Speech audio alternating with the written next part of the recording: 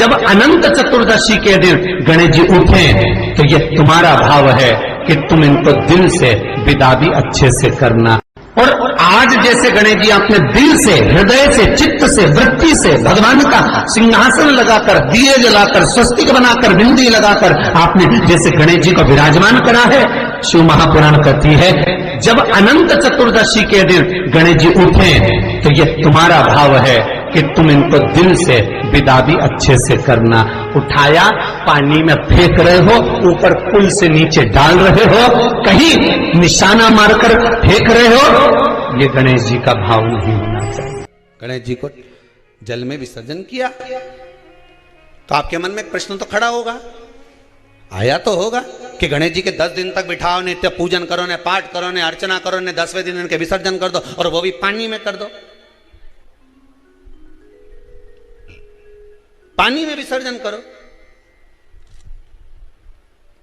तो ये कहां लिखा कि जल में विसर्जन करो?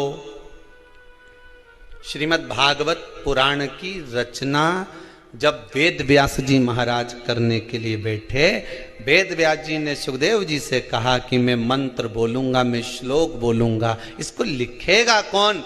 तो सुखदेव जी ने बोला गणेश जी से विनती करो। गणेश जी से कहा कि आप लिखोगे?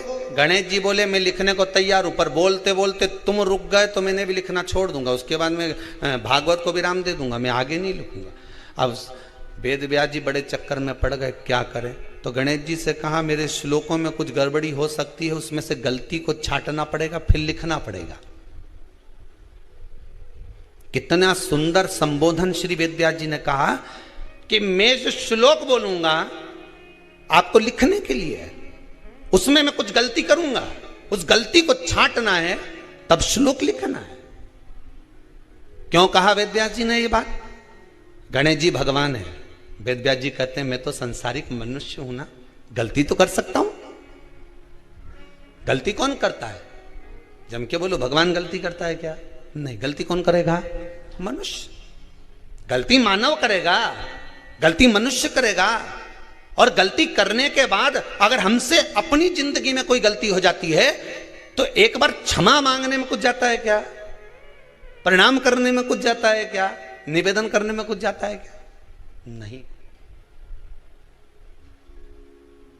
गलती हो गई मुझसे तो गणेश जी आप गलती को छांटना, लिखना। गणेश जी महाराज लिखने बैठ गए। लिखते लिखते लिखते लिखते 10 दिन हो गए गणेश जी महाराज को। शरीर में ताप पड़ने लगा गणेश जी महाराज के। वेद व्यास जी ने गणेश जी के हाथ का स्पर्श करा तो शरीर तो तप रहा था। वेद व्यास जी ने वहीं पर श्रीमद् भागवत के श्लोकों को विराम दे दिया। अब नहीं बोले। गणेश जी लिखते लिखते लिखते लिखते लिखते लिखते थक गए, ताप पड़ गया, शरीर गर्म हो गया। वेद व्यास जी ने कब करूं क्या? 10 दिन से लिख रहे हैं और शरीर पर ताप पड़ रहा है, करा क्या जाए?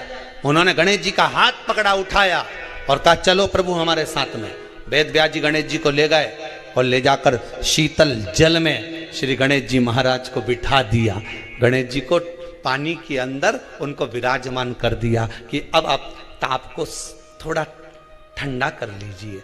शीतल जल में बिठाया। उस दिन से नियम हो गया कि 10 दिन गणेश जी बैठते हैं और फिर उनका विसर्जन होता है पानी के अंदर, जल के अंदर। शरीर का ताप मिट जाए।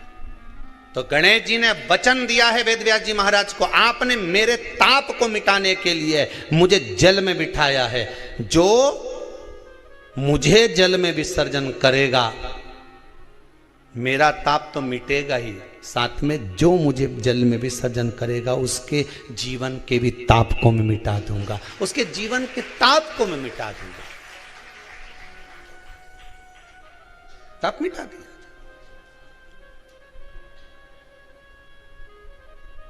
पर करो गणेश जी का विसर्जन, मना नहीं है हो, पर अच्छे से करो रे हो। अब मैं छोरा छोरियों ने तो निशाना लगाए, वो हमारा गणेश जी जई दिया, वो हमारा सबसे आगे पहुंचा तो इधर वाला ने इधर से फेंका, हो गया। ये हमारे धर्म की हंसी उड़ा रहे हैं। ये हमारे धर्म की ऐसी है। को बचाने का प्रयास एक हिंदू ही कर सकता है। गणेश जी घर में बिठाओ, बिठाते हो सब लोग? जम के बोलो, ठीक है। फिर गणेश जी का विसर्जन भी करते हो, पर जहां गणेश जी बिठाओ, गणेश जी के आसपास में कम से कम एक हल्दी की और एक कुंकू की 2 बिंदी अवश्य लगाना चाहिए, रिद्धि और सिद्धि के भाव से। कारण क्या होता है कि जब हम गणेश जी का विसर्जन करते हैं तब हमारे घर में से रिद्धि सिद्धि नहीं जाना चाहिए। जब हम गणेश जी का विसर्जन करें तो वो जो 2 बिंदी हमने हल्दी और कुंकू की लगाई है वो रिद्धि सिद्धि के रूप में हमारे घर में रहना चाहिए।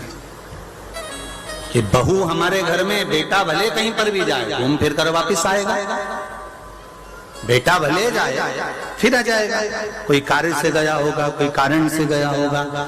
तो गणेश जी बिठाने वालों को ये स्मरण होना चाहिए कि गणेश जी का विसर्जन हो पर रिद्धि सिद्धि का विसर्जन। 2 बिंदी जहां गणेश जी बिठाए उस दीवार पर हल्दी और कुंकू की लगा दीजिए कि रिद्धि सिद्धि हमारे घर में। गणेश जी वहां से उड़ भी गए, गणेश जी वहां से चले भी गए, गणेश जी वहां से विसर्जन भी हो गए, तो रिद्धि सिद्धि हमारे घर में, क्योंकि बहू का घर में होना जरूरी है, रिद्धि सिद्धि का घर में होना जरूरी है। और जहां रिद्धि सिद्धि होगी गणेश जी वहां आएंगे निश्चित है। और नीवी आए तो फोन तो आ ही जाएगा। जहां बहू रहेगी, मायके चली जाती है रक्षाबंधन पर, 30 त्योहार पर, तो क्या भेरू फोन नहीं लगाए जगदम्बा को? बोले ईमानदारी से फोन तो जाएगा। तो रिद्धि सिद्धि का होना जरूरी है। घर में अपने जहां गणेश जी बैठे वहां पर 2 बिंदी, एक हल्दी की एक कुंकू की, 2 बिंदी ये भाव से लगाए। अगर बिंदी नहीं लगाना है तो 2 स्वस्तिक बनाए, 2 स्वस्तिक बनाए, वो भी रिद्धि सिद्धि का हमारे घर में। महापुराण कहती है जब अनंत चतुर्दशी के दिन गणेश जी उठे तो ये तुम्हारा भाव है कि तुम इनको दिल से विदा भी अच्छे से करना। उठाया, पानी में फेंक रहे हो, ऊपर पुल से नीचे डाल रहे हो, कहीं निशाना मारकर फेंक रहे हो, ये गणेश जी का भाव नहीं होना चाहिए।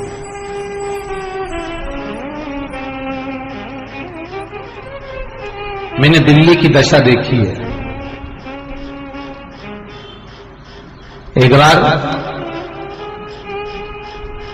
2 वर्ष पहले गणेश चतुर्थी के बाद दिल्ली में कथा थी और हमने देखा है कि पुल के पास में रोड के किनारे इतने गणेश की शायद हजारों लाखों गणेश जी पुल के किनारे पर रखे हुए थे। रोड के किनारे पर लोग वहां से चप्पल पहनकर जा रहे थे, गाड़ी लेकर जा रहे थे, सब चले जा रहे, गणेश जी, ढेर सारे गणेश जी। और फिर गुप्ता परिवार हमको लेने के लिए आया था उस समय पर स्टेशन पर। हमने गुप्ता जी से कहा जरा गाड़ी को रोकिए, आगे नगर निगम की गाड़ी खड़ी हुई थी, उसमें सारे गणेश जी को कचरे की गाड़ी में भरा जा रहा था।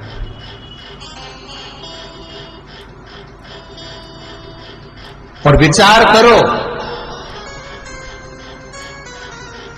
10 दिन पूजन करे हो और बाद में कचरे की गाड़ी में भेज देते हो तो तुमको उसका फल मिलेगा। दिल से कहना, ईमानदारी से आपकी चित्तवृत्ति में धारण करकर। थोड़ा बुरा लगेगा आपको आज की कथा में, लग जाए, लगे तो, पर भगवत भजन करने तुमने 10 दिन उसका पूजन करा, 10 दिन तुमने स्मरण करा, 10 दिन तुम आपने उनका नाम जाप किया और फिर उसको भर कर कचरे की गाड़ी में भेज दिया। ये कहां की रीत है? बहुत ध्यान देना। शिव महापुराण ये नहीं कहती, गणेश पुराण ये नहीं कहती कि तुम इतना बड़ा गणेश बिठाओ। गणेश पुराण ये नहीं कहती कि तुम बहुत बड़े गणेश जी बिठाओ।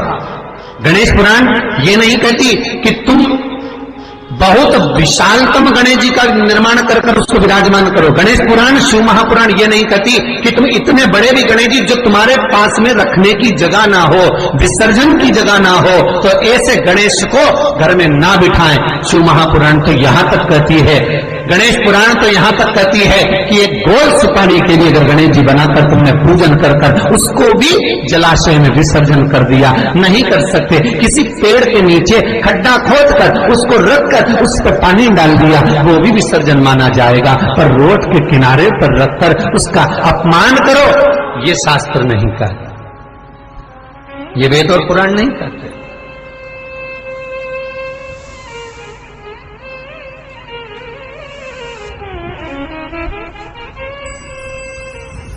कहीं भगवान गणेश जी को मोटरसाइकिल पर बिठा रहे हो, कहीं भगवान गणेश जी को ऑटो पर बिठा रहे हो। उनकी मूर्ति बनाने वाला मूर्ति बनाता है तो कहीं ऑटो पर बना रहा है, कहीं मोटरसाइकिल पर बना रहा है, कहीं भगवान गणेश जी बुलेट चला रहे हैं। ये भगवान का अपमान है, ये भगवान का अपमान। अरे कितनी विशेष बात, कितनी विशेष बात शिव महापुराण के कुमार खंड में लिख दी श्री वेदव्यास जी ने। शिव महापुराण के कुमार खंड में श्री वेदव्यास जी लिखते हैं, वेदव्यास जी वर्णन करते हैं कि जिसके घर में भगवान गणेश की नृत्य की मूर्ति लगी रहती है, उस घर में जितने भी परिवार के लोग रहते हैं वो कहीं ना कहीं 24 घंटे काम में लगे रहते हैं, पर उनको शांति रत्ती भर की नहीं मिलती है। यहां तक का व्याख्यान शिव महापुराण करती है महाराज।